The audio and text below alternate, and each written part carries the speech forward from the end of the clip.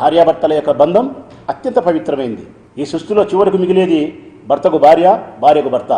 రేపు జగన్మోహన్ రెడ్డి మీ భార్యలు కారు అని చెప్తే గుడ్డిగా నమ్మేసి కట్టుకున్న దాన్ని చెల్లిగా భావించి పెళ్లి సంబంధాలు చూడడానికి కూడా వెరవని వెన్నెముకలేని బ్యాచ్ వైసీపీలో తయారైంది.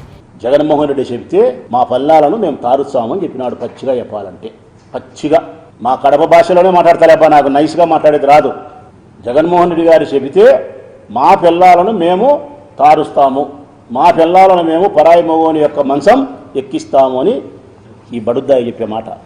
రాధాకృష్ణ గారు మీ శ్రీమతి గారిని అడుగు, ఇన్ని సంవత్సరాలు ఒక 40 ఏళ్ళేది మనం పెళ్లి చేసుకొని మన భార్యాభర్తలమై పిల్లలు కానీ పవిత్రంగా ఉన్నాం.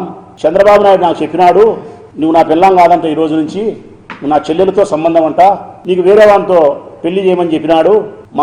మా సార్ చంద్రబాబు నాయుడు సార్ చెప్పినాడు కాబట్టి నాకు తిరిగే లేదు, నేటి నుంచి నేను చెల్లెలుగా భావిస్తానా, ఇదిగో నీకు పరాయి పురుషులతో వివాహం చేస్తానా, ఈ బుద్ధి పెళ్లి రేపు శోభనం వెళ్ళిపో నువ్వు అంటే ఆ యొక్క మెట్టుతో కొట్టదు.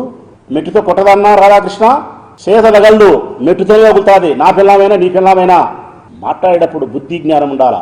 మేము మాట్లాడలేమట్లా.